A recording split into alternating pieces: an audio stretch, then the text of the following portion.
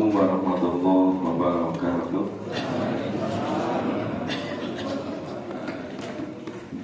Mari kita buka kembali mushaf Al-Quran. Masih pada surat ke-17, surat Al-Isra. Kemarin pagi sampai ayat berapa? 57 ya. Sekarang kita lanjut ayat 58. A'udzu billahi minasyaitonir rajim. A'udzu billahi minasyaitonir rajim.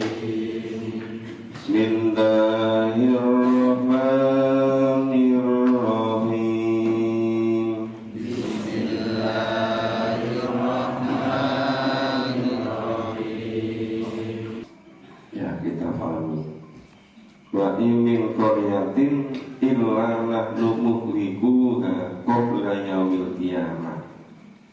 Tidak ada suatu negeri pun yang durhaka penduduknya illa nahnu muhlikuha qabla yaumil qiyamah, melainkan kami membinasakannya sebelum hari kiamat.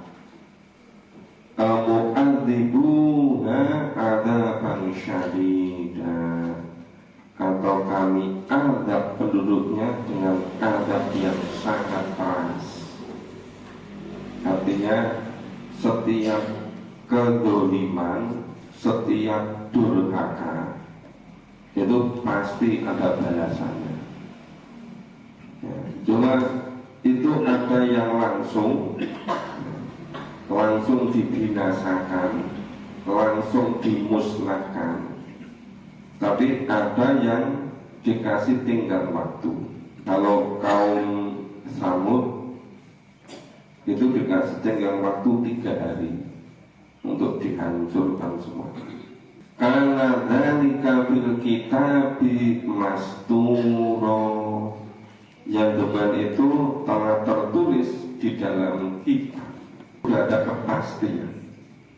Setiap orang yang durhaka, bangsa yang durhaka, negeri yang durhaka, itu pasti akan diazab. Cuma azabnya itu secepatnya segera atau dikasih tinggal waktu. Itu sudah ada kepastian.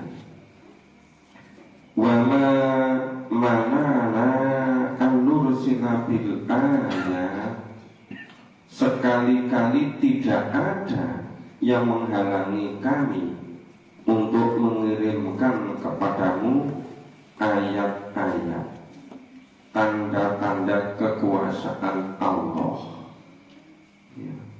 Illa an kadzdzaba bihal awwalun, melainkan karena ayat-ayat itu telah didustakan oleh orang-orang terdahulu.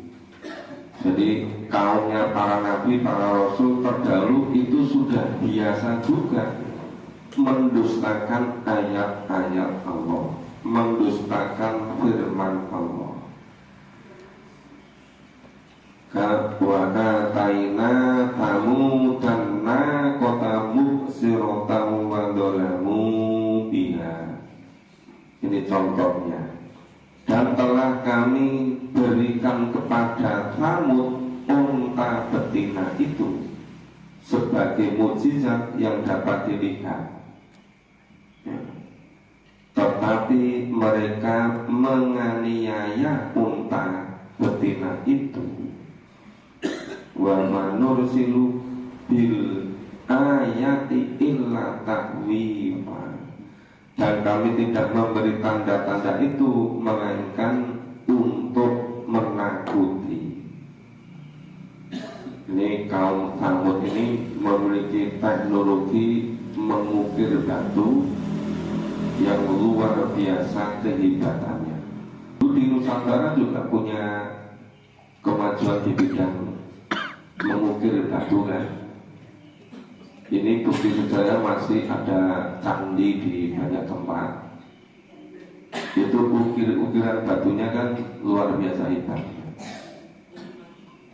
tapi itu dibandingkan dengan kaum Tsamud itu masih jauh lebih bagus kaum Tsamud.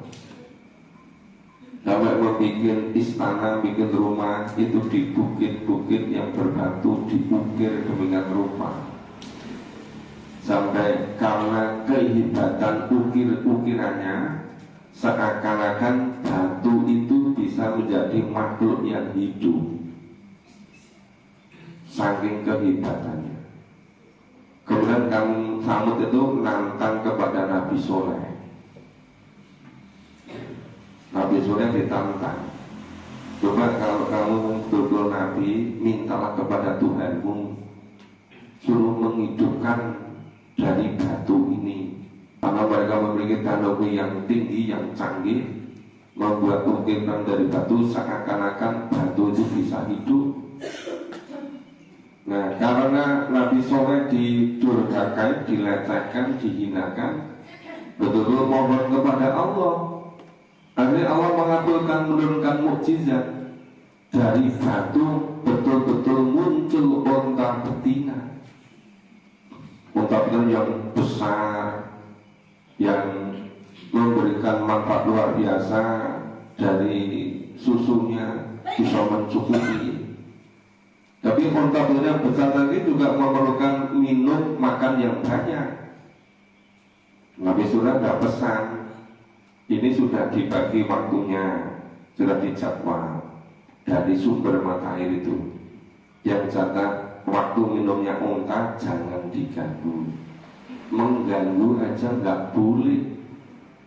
Karena itu nakotallah, karena itu mukjizat unta betina dari Allah. Malah kaumnya Nabi Soleh itu bukan sekedar nggak mau mentaati, malah untanya dibunuh, untanya disembelih. Nah, kemudian Allah beritahu kepada Nabi Soleh, dalam waktu 3 hari itu akan didatangkan bencana, akan dimusnahkan. Mereka tetap nggak percaya, karena nggak percaya kepada Nabi, tetap melecehkan, tetap menghinakan. Nah, setelah lewat 3 hari, datang langit seperti gelap gulita. Malah mereka senang-senang. Ini akan turun hujan. Sudah lama nggak turun hujan, berarti ini akan banyak rezeki. Nah, ternyata itu Allah ngirim angin ribut, angin puting beliung selama 7 malam 8 hari. Hanya kaum Tsamud musnah semua, hancur berantakan. Bukan hanya meninggal, bukan hanya rumah-rumahnya, istana dari betina roboh, hancur semua. Ini coba angin topan, angin puting beliung 7 malam 8 hari. Biasanya namanya angin puting beliung itu kan hanya berapa menit. Ini sampai 7 hari 8 malam. Nah, itu menjadi bukti, menjadi tanda, ya, itu bagi orang-orang yang memang mau mengambil pelajaran.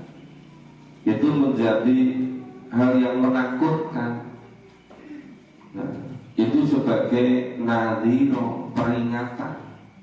Jangan berani-berani mendustakan Nabi. Jangan berani-berani menghina Nabi. Nanti dihancurkan, diadab seperti kaum Tsamud, kaum Ad juga begitu, ya. Kaumnya Nabi Lut juga begitu, kaumnya Nabi Shu'aib juga begitu, kaumnya Nabi Ibrahim juga, kaumnya Nabi Nuh, kaumnya Nabi Musa, ya masih banyak lagi yang lain. Wa taqulna laka inna rabbaka ahata binnas.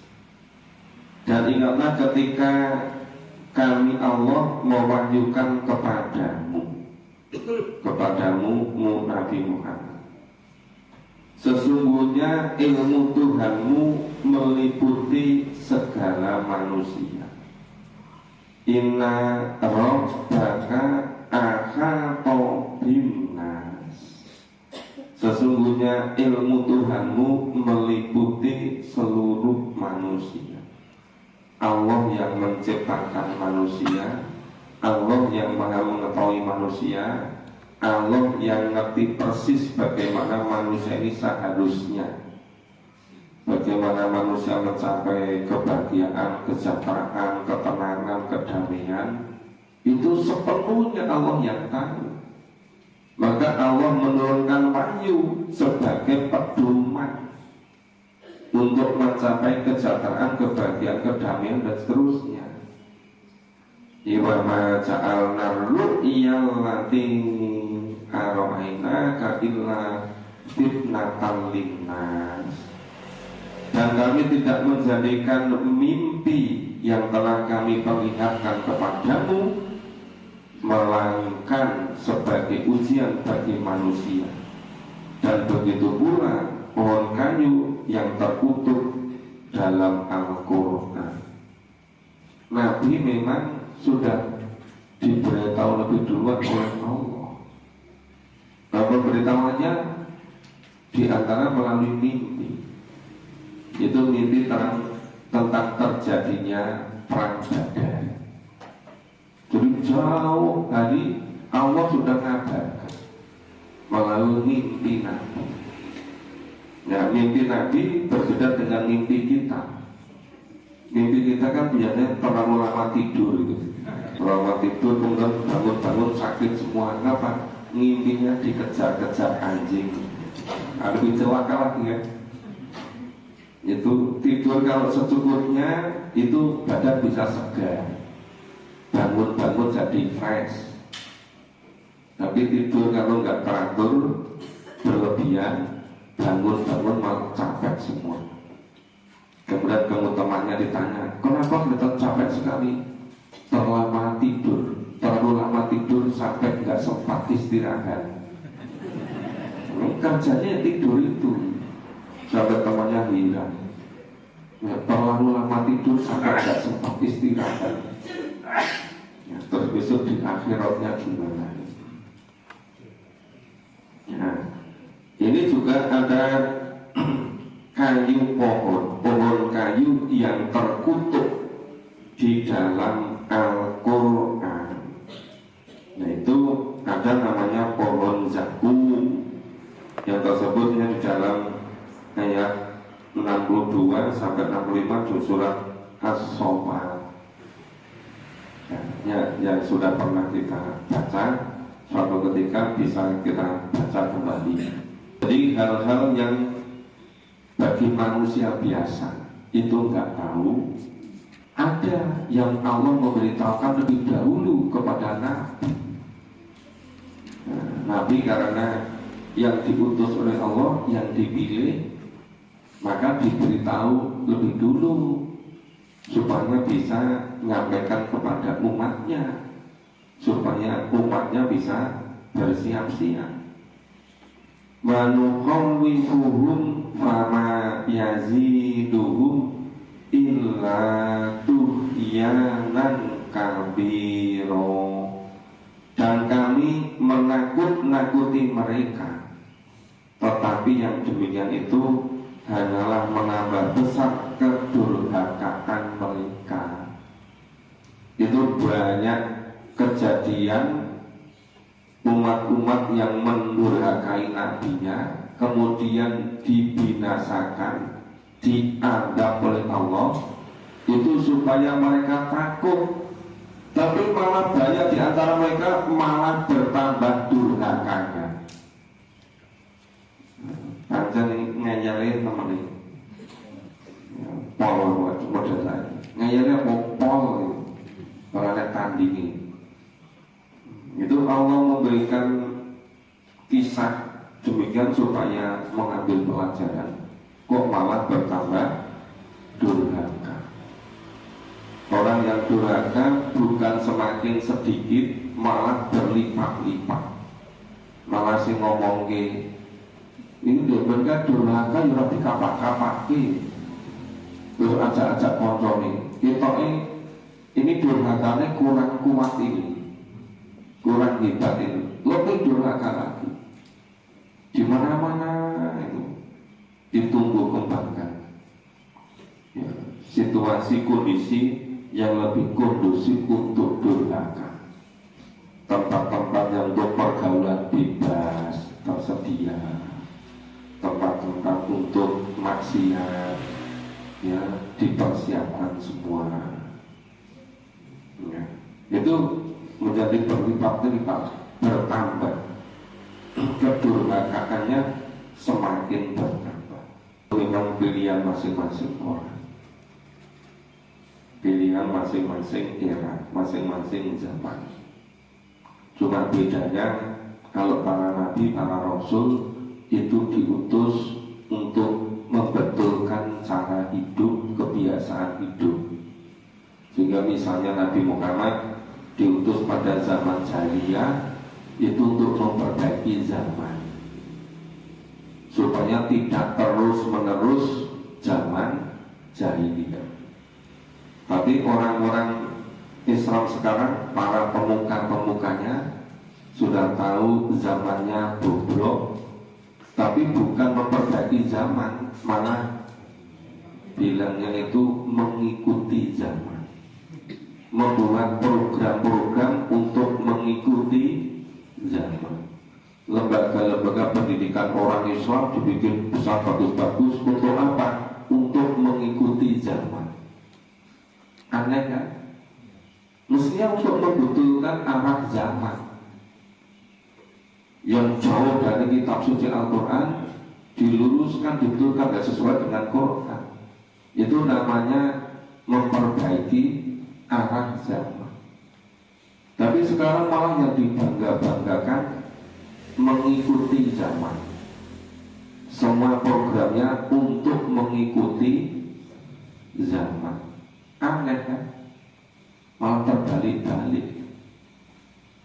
Bilangnya, kenapa harus mengikuti zaman?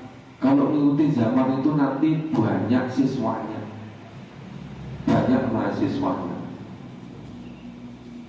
Maka banyak itu program unggulan-unggulan lembaga pendidikan Islam itu hampir semuanya menghafal Quran. Ketika ditanya, kenapa bukan memahami Quran, biar ngerti isinya, biar sebagai pedoman hidup. Ini yang diinginkan masyarakat takfir, Pak. Maka yang ditawarkan takfir, pendapatnya lebih banyak itu. Nanti kalau unggulannya memahami Quran, nggak ada yang datang, sama nggak tertarik mengetahui isinya Quran. Loh, aneh kan? Itu kan berjalan berpuluh-puluh, beratus-ratus tahun seperti itu. Dan mestinya yang semacam itu dibetulkan, diluruskan, supaya Quran ini betul-betul menjadi hudan, menjadi petunjuk, menjadi pedoman hidup, menjadi jalan yang lurus.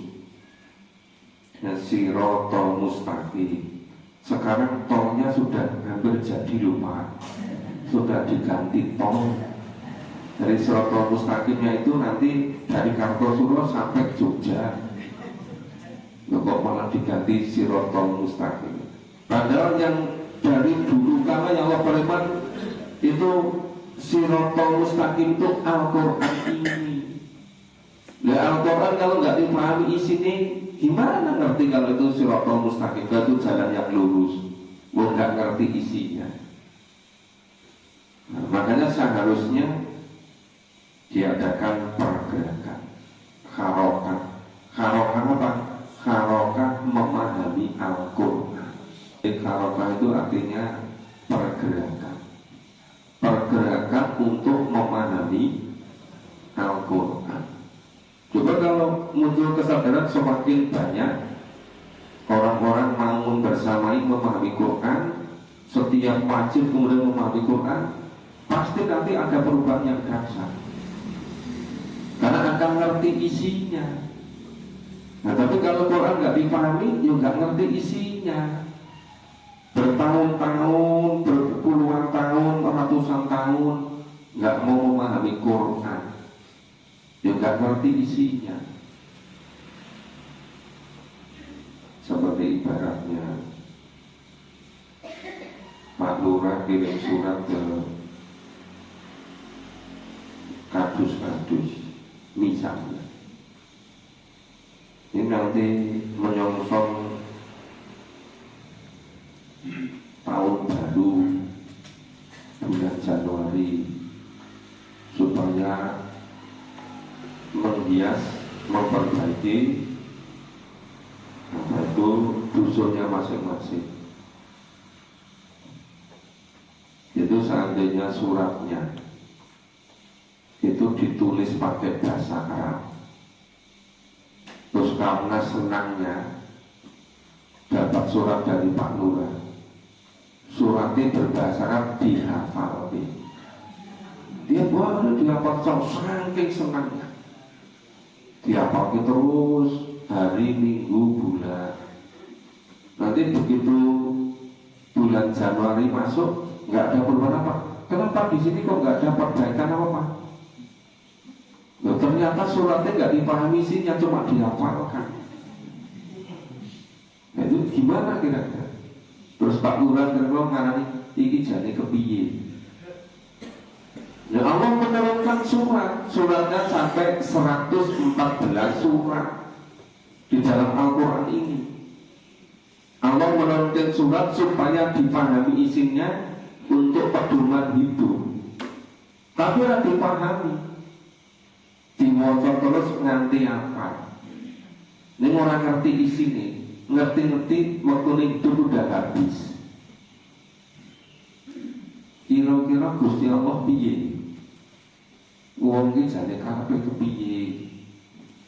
Diwai hidayah, diwai petunjuk, kok ora gelem memahami, ora nglakoni, malah ngurapalan. Ning ora dingerteni isine. Nah, makanya nggak ada perbaikan. Ya, kita lanjut. Tadi ayat berapa tadi? Ayat 60, sekarang 61. A'udzu billahi minasyaitonir rajim. Nah, kita pahami. Wa idh qulna lil malaikati isjudu li Adam. Dan ingatlah ketika kami Allah berfirman kepada para malaikat, usjudu li Adam, sujudlah kamu semuanya kepada Adam. Fasajadu, maka mereka semuanya bersujud, illa iblis, kecuali iblis. Iblis ini banyak sing ngengkali pol, yang nggak mau sujud, nggak mau hormat kepada Adam, padahal diperintah oleh Allah, tapi malah ngomong kola asjudu liman khalaqta tina. Malah iblisnya ngomong, apakah aku akan sujud kepada orang yang engkau ciptakan dari tanah? Iblis nggak mau bersujud karena merasa iblis lebih terhormat, ya, karena Adam diciptakan dari tanah, sedangkan iblis diciptakan dari api. Mereka merasa gengsi dong, nggak mau diperintahkan untuk sujud kepada Adam. Qala ara'aitaka hadzal ladzi karramta alai. Lalu dia iblis berkata, terangkanlah kepadaku, inikah orangnya yang engkau muliakan atas diriku? Supaya akan kurang ajari poni pada Allah mengatakan begitu. Ya. Ara'aitaka hadzal ladzi karramta alai. Terangkanlah kepadaku, inikah orangnya yang engkau muliakan di atas diriku? La in akhartani ila yaumil qiyamah Sesungguhnya jika engkau memberi tangguh kepadaku sampai hari kiamat, la'ahtanikanna dzurriyyatahu illa qalila. Ini sumpahnya iblis. Ini pasti benar-benar akan aku sesatkan keturunannya, keturunan Adam, Bani Adam. Kita semua manusia ini sampai pakai lam takyid la'ahtanikanna dzurriyyatahu, niscaya benar-benar akan aku sesatkan keturunannya, illa qalila, kecuali sebagian kecil. Jadi yang tidak bisa disesatkan oleh iblis laknatullah itu hanya sedikit orang, illa qalila. Tampaknya sekarang iblis itu keberhasilannya luar biasa. Di mana-mana orang jadi pengikutnya iblis, kecuali sedikit orang. Nah, sekarang cara hidup orang itu semau-maunya sendiri, tidak mau mengikuti tuntunan Allah. Nah, itu disesatkan oleh iblis itu. Karena iblis sampai bersumpah, la'ahtanikanna dzurriyyatahu, ya pasti benar-benar akan aku sesatkan seluruh keturunannya Adam. Ruhnya kembali kepada Nabi Adam, illa qalila, kecuali sedikit orang. Mudah-mudahan kita semua Bapak Ibu termasuk yang pengecualian. Amin. Tidak mempan digoda iblis. Mungkin yang iblisnya tahu Bapak itu jinjol, nggak karena so diganggu, diomongin esok Adam, malah nekat mangkat. Sesuai iblisnya frustasi, dikandani kok boleh kembul matangi. Ya, itu sebagian besar tergoda oleh iblis, kecuali sedikit orang. Qala idhab wa man tabi'ak wa minhu. Qala idhab wa man tabi'ak minhu. Terus Allah berfirman, pergilah kamu, barang siapa di antara mereka, di antara anak keturunan Adam, di antara manusia yang mengikuti kamu, kamu siapa? Kamu iblis. Iblis diusir, pergilah kamu. Itu siapa saja orang-orang yang mengikuti kamu, fa inna jahannama jazaa'ukum,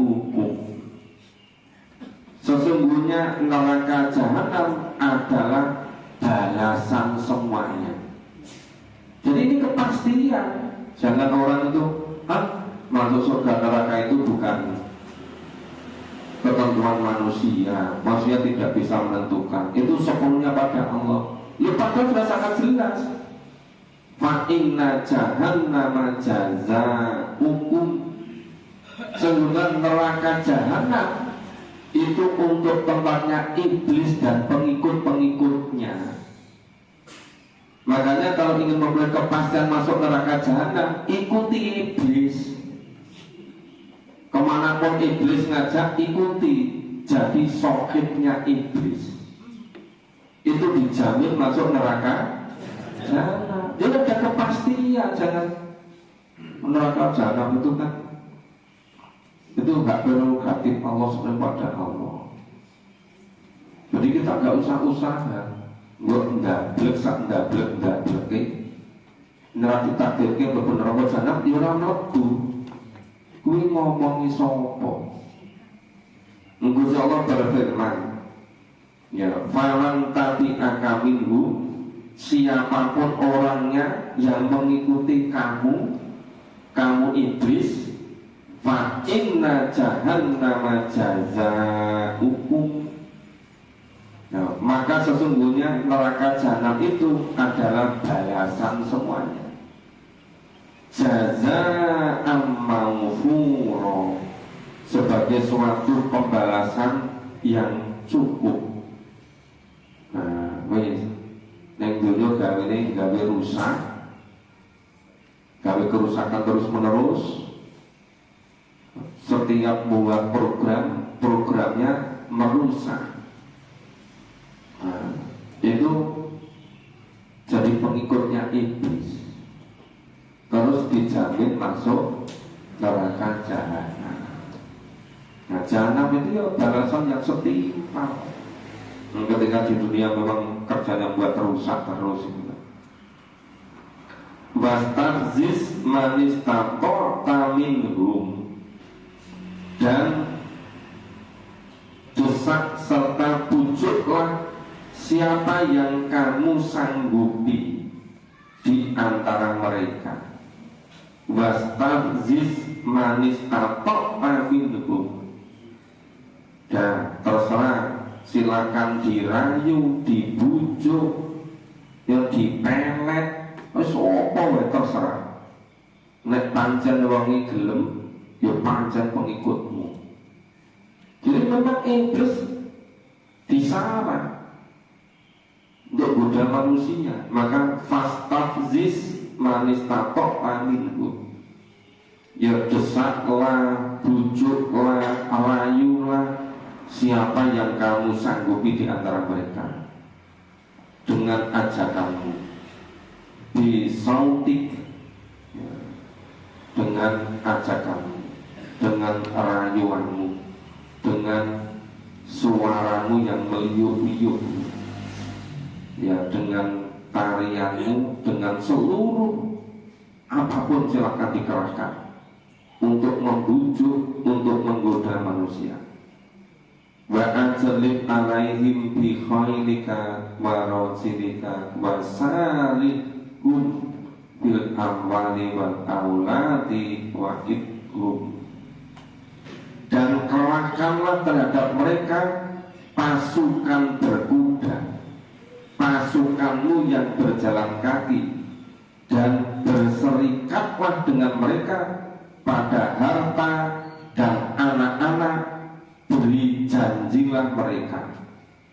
Semuanya itu diajak koalisi untuk menggoda manusia dengan menggunakan seluruh kekuatannya untuk menggoda manusia.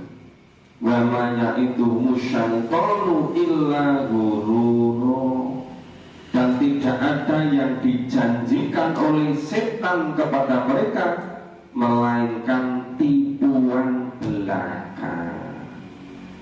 Ya, tipuan belaka diiming-iming oleh setan. Itu kalau kamu itu naik mobil yang mobilnya itu terhebat, itu rasanya beda. Wah, setannya ojo-ojo. Gimana caranya supaya bisa beli mobil itu, sedangkan penghasilan terbatas? Akhirnya cari jalan dengan cara mencuri, dengan korupsi. Nanti bujuk lagi, sebenarnya ada yang lebih cepat dari mobil. Apa? Pesawat. Daripada naik pesawat komersial, terlalu lama ngantrinya di bandara. Itu pesawat pribadi beli. Cara gimana? Itu banyak konglomerat yang mau membelikan. Tergoda juga, akhirnya pakai pesawat pribadi. Nanti iblis gak berhenti mengerahkan seluruhnya. Itu nanti seluruh kedudukanmu, keratonmu, kerajaanmu, kemewahan pesawatmu itu akan hilang kalau berhenti jabat. Gimana? Ya jangan sampai berhenti, jabat terus. Terus saat dunianya, oh gitu ya caranya. Iya. Jadi dialog antara iblis dan yang digoda. wong itu ya manut itu sama iblis. Jadi harus diperpanjang. Iya, diperpanjang. Terus kalau nggak bisa gimana? Ya cari jalan yang lain. Siapa yang bisa diajukan? Siapa anak urung umurin gampang nih, nggak kurang jalan. Jadi terus itu seluruh kekuatan. Ini loh jelas sekali ya. Wa ajlib alaihim bi khairi wa rajilika wa sarihum fil amwali wal aulati wa ithu. Oke, kalahkanlah ya, kalahkanlah seluruh kekuatanmu, termasuk kau perlu pakai pasukan berkuda, pasukanmu yang berjalan kaki ya, berserikatlah, koalisilah, kalahkanlah semua dengan mereka, harta-hartanya, anak-anak keturunannya. Nah, berilah janji mereka, iming-imingi. Nah, nanti kalau dapat begini. Nanti pergi kemanapun di atas dunia ini nggak perlu pakai biaya sendiri, termasuk pergi ke kuburan, terus dijamin. Nah, coba sampai demikian rupa. Akhirnya kepencut semua, lengket sama iblis itu. Nah, maka wama yaitu musyaitonu illa ghururo, dan tidak ada yang dijanjikan oleh iblis, oleh setan, kecuali tipuan belaka. Jadi memang Allah memberi kesempatan kepada iblis, kepada setan untuk menyesatkan manusia dengan segala kemampuan. Semuanya suruh ngerahkan. Mau gunakan seluruh kekuatan, seluruh sarana, seluruh pasukan, menggunakan seluruh kekayaan, koalisi dengan anak-anak keturunannya semuanya, untuk mengadakan tipu daya setan untuk membujuk supaya jadi pengikutnya iblis. Itu semuanya itu seperti mengejar fata morgana. Itu kelihatannya kalau punya mobil baru 15 itu akan lebih dihormati orang kalau mobilnya 100. Dan setiap produk dari jenis otomotif yang terbagus dibeli. Iya, cara gimana? Itu sana banyak tambang. Itu seharusnya untuk BUMN. Nah, yang disetor sedikit aja. Siapa? Untuk beli mobil. Produk Inggris terbaik apa? Rolls-Royce, beli itu Rolls-Royce. Dari Jerman, apa yang terbaik? Mercedes-Benz, beli Mercedes yang pakai B, yang terbaik. Pokoknya semua gitu. Berapa itu? Itu tampaknya nggak nyampe 3 triliun, cukup itu. Kalau yang dikorupsi itu bisa 15 triliun itu, gampang. Itu iblis terus bujuk, nggak pernah berhenti. Maka semuanya itu hururo, itu semuanya tipuan. Apa semuanya itu bisa mensejahterakan? Tidak, semakin resah, semakin nggak tenang. Kelihatannya glamor duniawi, tapi nggak mencapai ketenangan. Itu baru di dunia, apalagi di alam kuburnya, apalagi di akhirat selamanya. Inna ibadi qawaisalaka alaihim sultan. Sesungguhnya hamba-hambaku, kamu tidak dapat berkuasa atas mereka. Wa kafa bi rabbika wakila, dan cukuplah Tuhanmu sebagai penjaga. Ini kalau orang jadi hamba Allah, ya jumlahnya sedikit, tapi setan iblis nggak mampu menggoda. Cukup Allah saja menjadi penjaganya, Allah saja menjadi walinya, Allah semata menjadi penolongnya. Nah sekarang kita punya pilihan, banyak kegiatan di sana-sana, tinggal pilih kegiatan yang mana, yang memahami Quran atau kegiatan yang lain. Semuanya ada konsekuensi. Kalau memahami Quran Anda akan paham, hidupnya bisa benar. Cuma tidak menjadi sahabatnya iblis. Ya kalau memahami Quran ya nggak bisa jadi sahabatnya iblis, karena dibimbing oleh pemahamannya terhadap Al-Quran. Ya. Makanya kalau tidak ingin jadi sahabatnya iblis, tidak jadi kaki tangannya iblis, terus pahami Quran supaya betul-betul bisa mengikuti jalan yang dituntunkan oleh Allah dan Rasul. Sampai ayat 65. Semoga Senin pagi bisa kita lanjutkan. Ya, kegiatan hari ini cukup banyak. Ya, besok akad pagi, kajian biasa di Desa Sari Timur, kemudian akad malam di Gedung K. Ya, semoga kita bisa istiqomah, semoga semakin memahami tuntunan Allah, semakin tambah kuat iman kita. Kita akhiri dengan baca hamdalah dan doa Al-Fatihah. Alhamdulillahirabbil alamin. Subhanallah wa bihamdihi, asyhadu an la ilaha illa anta, astaghfiruka wa atubu ilaik. Assalamualaikum warahmatullahi wabarakatuh.